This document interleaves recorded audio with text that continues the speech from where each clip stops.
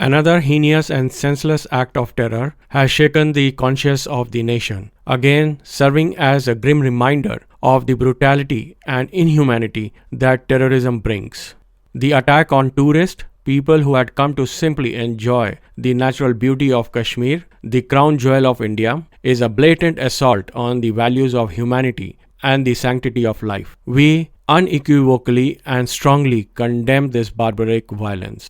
On this Tuesday afternoon in Pahalgam, a beautiful place in Kashmir, violence found its place again. 26 innocent lives were extinguished in a matter of minutes by gunmen armed with cold brutality and an agenda buried deep within the complex maze of ideology, politics, and geopolitical ambitions.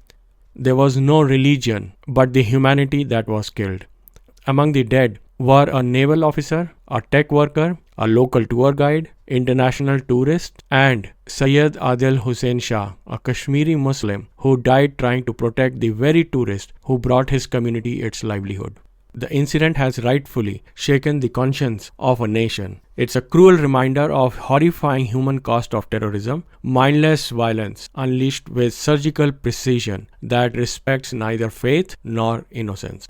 As we grieve, we must also ask questions. Who owns Kashmir's pain? This isn't the first time Kashmir has been at the epicenter of violence.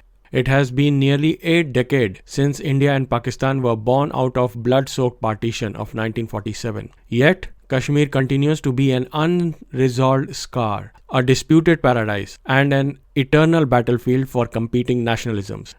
The revocation of Article 370 in 2019, which granted Jammu and Kashmir semi-autonomy, were meant to bring integration and stability. Yet, with these incidents, the ghost of old grievances still wander freely in the valley. What does it say about as nations, as people, when towns like Pahalgam, built on tourism and spirituality, becomes a war zone once again? Today, the newspaper are printed in black front pages, which should have had the images, the vibrant images of meadows, rivers, and the pine-covered hills. Why has Kashmir never been allowed to be a place just for locals to live in peace, for visitors to explore, or for pilgrims to pray? Why is it always either a jugular vein or a strategic asset in political rhetoric? We are seeing the politicization of grief. The timing of the massacre is no coincidence, as you can see.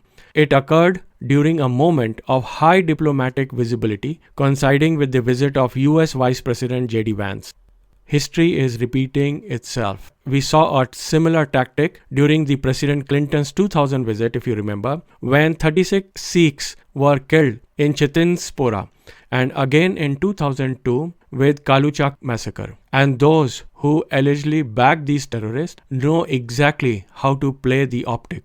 These are not just attacks. They are a brutal message, written in blood, I would say, aimed to disrupting the dialogue and the diplomacy, and sow the fear where hope had just begun to germinate. So the question we must continue to ask, who is benefiting from this chaos? Is it merely a group of ideological extremists, ingrown insurgencies as people call it, who are operating in isolation? Or is it something more sinister, something state-sponsored as many defense experts claim? If the fingerprints of Pakistan ISI are indeed on this attack, as it has been alleged, then we must revisit not just how terror is funded, but also how global silence on such sponsorship enables this cycle to continue. What is the best method used? Religion. It is a weapon and a casualty on either side of the border. The attackers reportedly asked victims for their names. They determined their religion and then opened fire. This is just not an act of terrorism. It's a hate crime. It is a grotesque perversion of faith where religion is not a path of peace or salvation, but a filter for death. What kind of ideology drives someone to murder in the name of God? And what kind of society produces men who see tourists, people who have come to admire the beauty of the land, as the enemies, as those who should be killed? But before we point fingers across the border, we must also look inwards into India.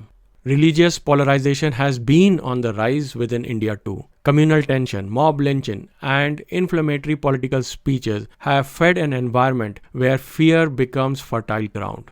Are we, in India, as a society, unknowingly enabling the very divisions that terrorists are exploiting? This attack is just not to create a terror of humanity. It is an economic strangulation through violence. Kashmir's economy is heavily reliant on tourism. In 2024, the region welcomed over 23 million tourists, about 2.3 crore tourists. That number now stands threatened as fear spread faster than any government reassurance can contain. Hotels are facing cancellations, mass cancellations, and the local vendors, they are now under severe insecurity of economic failures, of losing their livelihood. This terror attack is also an economic war, and the collateral damage is measured in the deserted streets and the deserted schools in times to come.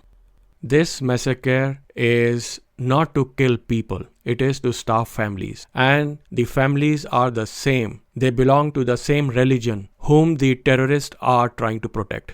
Questions must be asked, especially when the ghost of Pulwama and the Uri still remains on the horizon.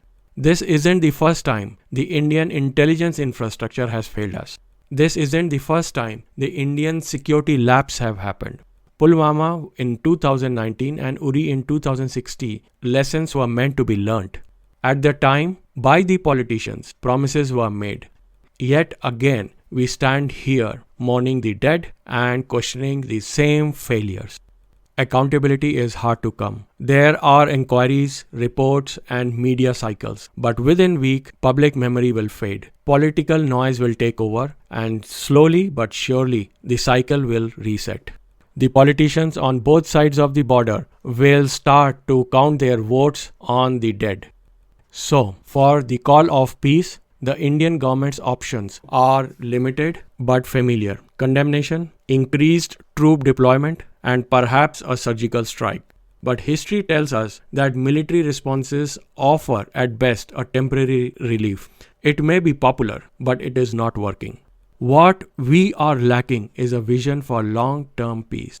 Can Pahalgam be the last? Or are we going to keep repeating the same responses and expect different results? It is not the time to reimagine what peace looks like in Kashmir. It has to be beyond nationalism and beyond defense, beyond slogans and beyond election cycles importantly. So here are our final thoughts. Pahalgam was more than an attack. It was a test, a brutal audit on the Indian humanity, our politics, our media, we call it as Godi media, and our collective conscience. Do we really come together in outrage, or can we stay united in peace? Can we still remember the innocent lives lost from all walks of life, including that of a local who in his bravery to save lives was killed by the terrorists? Will India and Pakistan ever break this generational curse of rivalry and rediscover the promise of coexistence that the subcontinent once believed in? And finally, will Kashmir always remain a pawn in the game which till date nobody is winning? Until we answer these questions, not with statements but with actions, innocent lives will remain at risk. With those unanswered questions about humanity, politics, religion, and peace in Indian subcontinent, I leave you until next week.